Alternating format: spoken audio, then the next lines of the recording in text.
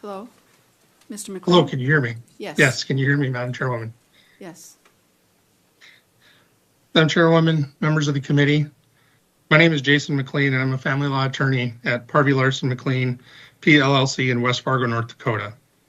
I've practiced exclusively in the area of family law since becoming licensed in North Dakota in 2004, and prior to that time, I clerked as a family law attorney in Grand Forks in 2000 to 2003. I'm also a licensed attorney in Minnesota and have practiced family law there exclusively since 2003. I'm a mediator in what I consider the most successful family law program created not only in our state, but maybe in the entire country, and that is the Family Law Mediation Program. I've been a mediator for them since 2020. I chaired the family law section of S-Band, co-chaired the S-Band Family Law Task Force with Judge Leah Ducharme, who now is a judge in Clay County, Minnesota. And both of those positions explored the very issues that we are discussing today. And it's with that background that I appear today and provide my testimony as a private citizen in unequivocal opposition to Senate Bill 2383. And I do want to touch on two things real quick from the questions that were just answered by Senators Lueck and Senator Paulson. To Senator Lueck's question, upon the death of a parent, by law, custody, residential responsibility, whatever we would like to call it, automatically reverts to the parent who remains living. In order to remove a child from that parent, the other family would have to start a third-party custody action, which are very difficult to do and do draw on fitness. That is the one area of this law that does draw on fitness. To Senator Paulson's question, with regard to presumption of fitness, that already exists. And I can say that because the law does not allow the court to look at a mother and a father and treat one differently. They are equal in the eyes of the law, and the focus is where it is and always should be, and that's on the children, not on the parents per se. As I read through this bill, I was drawn to the fact that the focus is on the parents and not on the children it claims to protect. Beginning with the presumption of fitness language found in Section 3, this bill takes what is in the children's best interest and sidelines it for a legal presumption. Senators, a presumption creates one thing and one thing only in this realm, and that is litigation. That's because the nature of a legal presumption requires a court and a judge who knows these parties for a short period of time and often sees them at their worst to make a decision as to whether or not the needs and best interests of the children will even get to be considered by the court. That fact alone, that we make the needs of an innocent child subservient to a parent's wishes and desires, should be disqualifying for this body and the body as a whole. However, there are several more reasons to reject this bill. Continuing in Section 3, the list of areas a court may look at to determine quote-unquote fitness will lead and require evidentiary hearings with clear and convincing evidence standards to rebut those factors. For example, what is a history of alienation? And how can there be such a thing when there is no court order to enforce, as stated in Section 3, Subpart 2C? What constitutes immediate family members interfering with a relationship, as stated in Section 3, Subsection 2B? If a grandparent wishes to see their grandchild overnight and the other parent feels slighted, would that be considered interference? The only way to answer these questions, and many others, will be to ask an already overworked and overcrowded judiciary to do so. As Chief Justice Jensen noted in the 2025 State of Judiciary message a few weeks ago, our district courts handle approximately 160,000 new filings and 20,000 reopened cases each year. That's 180,000 cases for a populace of less than 1 million. While not all of the civil docket revolves around domestic law cases, close to a majority of the civil filings in the past have been family law related. The continuing nature of child-related issues in family law also causes most of the reopened cases to fall within this area as well. Currently, our system is struggling to handle the volume of cases in family law. For example, one of my clients was required to wait nearly 4 months for an interim motion hearing in Stutsman County here just last year. Our rules actually require that a hearing be held within 30 days, but there was no room on the docket. Now imagine that every single contested residential responsibility case needs to be heard by a judge to answer the questions I posed just a few minutes ago. The backlog for families, for children in our state would be disastrous. That backlog means a need for more judges, more clerks, more staff, more everything just to handle increases in our family law courts that would not exist otherwise. Moreover, this bill would essentially neuter one of our state's greatest success stories, the family law mediation program. I would encourage each of you to contact Kathy Ferderer's office and look at the statistics of cases that avoid court because of that program. I would also encourage you to find somebody in your district that's been through that program before you consider voting to pass this bill. I would hazard a guess you will find that the people that use that program, that approach it with an open mind, will not need this bill, nor do the families in our state. However, if there's a presumption of equal time until the court says otherwise, the program loses its ability to help families. As a mediator, I cannot tell anyone what they should do or make them do anything that they don't want to do. I can't tell them what position they should take. I can't tell them anything that may give my sense of neutrality a hit. I can tell them to a point what I think a judge is going to do.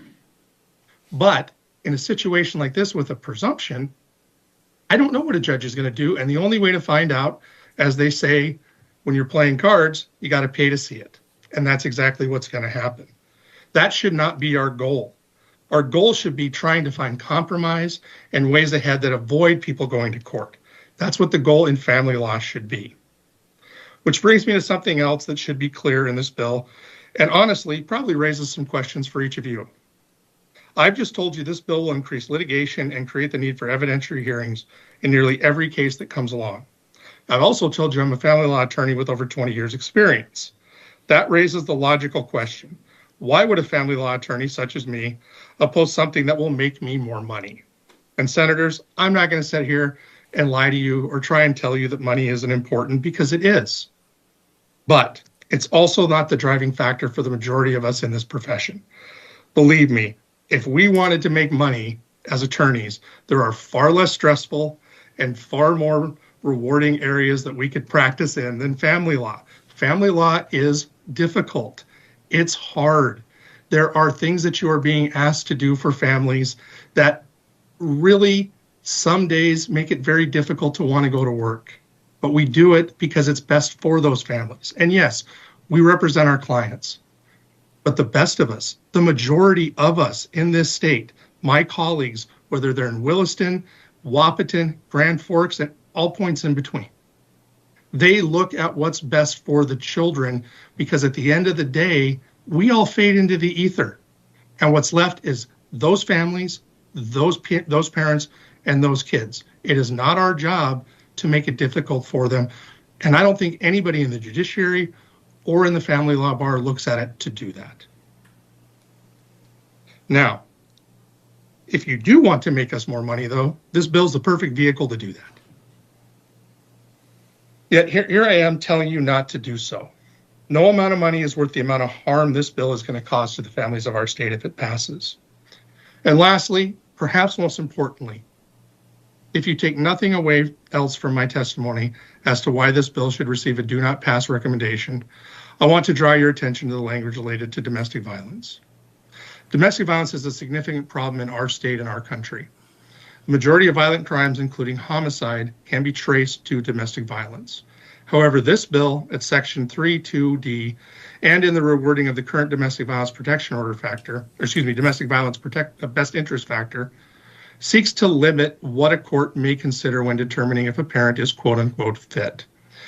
It seeks to make it harder for abuse victims to be heard and for courts to protect children in those circumstances. This bill, as has been noted, does not even allow a court to consider a validly entered protection order for domestic violence as evidence of that violence. These clauses make no sense and are designed to protect the abuser, not the child. One other thing to note, many times people are arrested and charged with a domestic violence crime, and then they're pled out as disorderly conduct or something less. So even that conviction, which involved a domestic assault, would not trigger the provisions of this law. And that is when those are actually charged out or charged at all. There are several people that I am sure you could talk to in your own districts that have been victims of domestic violence that have had their cases pushed aside, not followed up on, and other things, because unfortunately, it is a silent problem that is a major problem, not only in our state, but throughout the country. Senators, I could spend hours discussing and dissecting and parsing each and every problem with this bill. I have not even discussed the myriads of problems within the abuse and neglect section of Section 3, or the fact that this premise has been roundly rejected by voters in this body for over 15 years on several different occasions. I understand we have limited time, and I cannot do that with you today. I would invite you to reach out to me and other people who practice in this area of law. I'd invite you to reach out to mediators in the family law program and to families where one parent has been the repeated victim of domestic violence. I would encourage you to listen to those perspectives and not just to parents who think they may have been wronged by other parents in the system. Our system in North Dakota is not perfect, and I'm not here to tell you it is, but it works more often than it fails. This bill is looking for a problem to solve that simply does not exist in our state. Now, that said, if you are looking for a problem to address, perhaps the place to start addressing is the number of family law cases that are left to languish because we do not have a dedicated family law court system in our state. North Dakota families, all of them, would be better served if the energies that came with this bill and House Bill 1242 were channeled into addressing the problem of access, backlogs, and the need for a family court system, not a presumption that does not treat families as the unique entities that they are. That would be the way to help families. This bill does not help families. For those reasons and many more I do not have time to share today, I respectfully submit to this committee that it should vote do not pass on Senate Bill 2383. I thank the committee for its time and consideration, and I'm happy to answer any questions that you may have at this time. How long have we had the family law mediation program? Madam Chairperson, I believe, I want to say it's going on close to over 15 years. I don't have the exact dates in front of me. I know that I have been part of it as a mediator for 5 almost, and I believe when it was at, I want to say it was like 2009, perhaps, that it was funded. And it's been around. Has it grown? It has. I believe it has, Your Honor, or excuse me, Madam Chairwoman, I believe it has. I will say that it has become very, very much a way to limit what goes on because, and just to give a quick aside, when I do my mediation orientations, I always tell people that it is a way for you to maintain control of your case because judges, while they will do their job and they do a fine job, in my opinion, they're also not going to be creative. And you are allowed to be creative when you are in mediation. That's the whole point, because you can reach an agreement, and if you don't, you can't use that against you in a court of law if you actually are one of the few cases that do go to court. And the reality of it is it keeps so many families from putting their children in the middle because the children don't have to be placed in the middle. It's not a competition. I've heard that term several times today. Family law is not a competition. It's never meant to be a competition. If you treat it as a competition, chances are there's going to be a winner and a loser. There are no winners and losers in family law. If you do it right, there's winners. If you do it wrong, there's losers. It's not a matter of winning and losing in this. And I know that strikes a little bit of a different chord for some people that maybe have been through this, and I understand that. But I've done this for 20 plus years. I cannot tell you my numbers of wins or losses. Mr. McLean, Senator Corey has a question. Thank you, Madam Chair. Mr. McLean, so in your testimony, I see that you referenced another House bill. I just wanted to say that I don't feel like that's a fair comparison to bring up a different bill in the bill testimony that's my bill. That bill I had nothing to do with that bill, and I think there's vast differences in it. So I just wanted that comment. Okay. Madam Chairwoman, Senator Corey, excuse me, Madam Chairwoman, if I may, yes, please. Madam Chairwoman, Senator Corey. Senator Corey, the only reason I bring that up is because both contain a presumption of equal parenting time, or excuse me, equal residential responsibility as part of that. I meant not to disparage your bill in any way. It was more that was those two components are the same. Senator Paulson. Thank you, Madam Chair. Mr. McLean, I share your concerns with the domestic violence portion. If we set that aside for a second and just consider that not there, I guess I'm struggling with how a presumption of fitness on the part of both parents is negative for the child and how it prevents the utilization of the mediation system. I mean, fighting in court is expensive, right? And money is important. But if the parents know that on the other end of mediation that there is going to be a presumption that both of them are fit, wouldn't that encourage their honest participation in the mediation process? Madam Chairwoman, Senator Paulson, that presumption already exists based upon how our law is treated. It doesn't need to be included in here because the presumption of fitness is not per se the problem. The presumption of equal residential responsibility is the problem. So when parents come into mediation, they will come in with what it is they are asking. And so the reason it chills the mediation portion of this is that unless a parent fits within one of the factors that is listed in section 3, starting at line 31, subsection 2, through page, looks like 5, subsection, or line 3, unless you fit within one of those vague parameters, you are presumed to have equal residential responsibility. Fitness is a bit of a red herring because we already have that in place. Nothing in our law deals with fitness. We don't use that as a determination for parents. We will use it for determination when it comes to third parties because there's a higher burden constitutionally for a third party to take custody of a child than there would be for a parent. The only thing that fitness part of it is doing in this is creating litigation, because then a parent who doesn't want to have time equally, who for whatever reason, valid, maybe invalid, I cannot say for sure in every case, but somebody with a valid reason not wanting that person to have residential responsibility that's equal time, they have to go through and have a court determine by clear and convincing evidence under this statute that that person is quote unquote unfit. Well, continue? I will tell you, these things are not fit. So thank you, Madam Chair. Mr. McLean, I guess I'm just struggling with,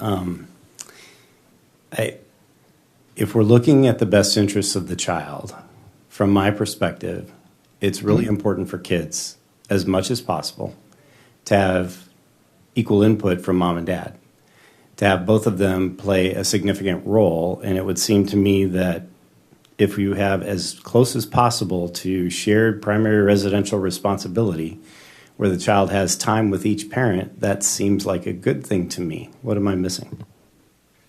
Senator, excuse me, Madam Chairperson, Senator Paulson, you're not missing anything, but those are two different things. So the equal decision-making responsibility piece of this that is found at line 15 on page 1 is a pretty common thing that courts do.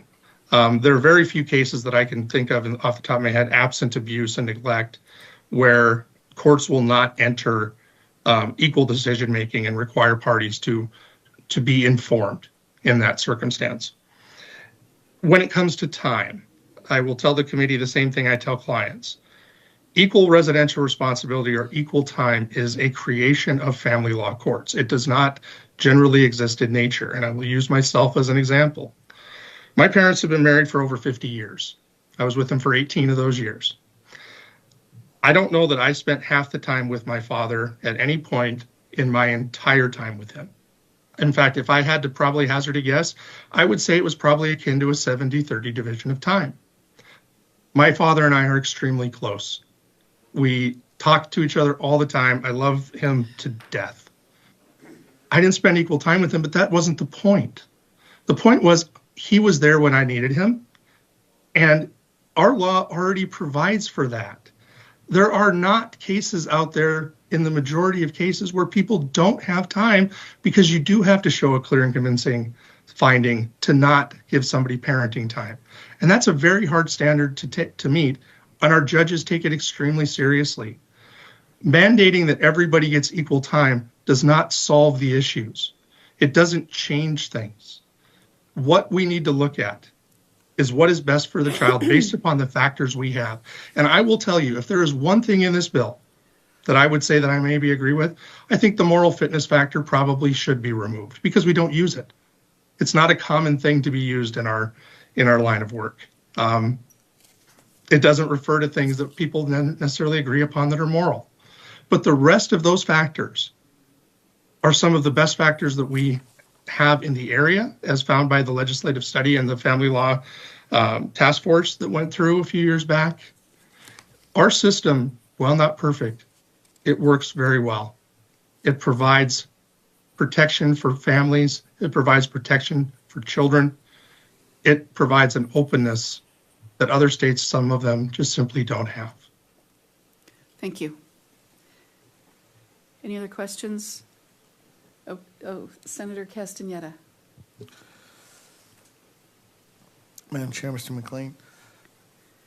Testimony earlier said that 5 states currently have something similar to what this bill is proposing. Do you, by any chance, know about these states and know why this has or hasn't worked in those states? Or am I way out of bounds of what you may know? And I understand if that's the case. Madam Chair, Senator, I am not aware of that. I have never heard that. I do a lot of just sort of docket watching, for lack of a better term.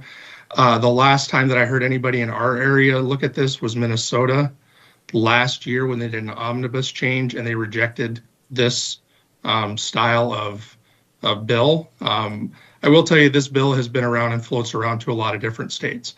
I can't say what other states have done or not done, or if they were even close to what we have, and this was a big change for them. So I guess I don't have a lot of background in that for you. I'm sorry.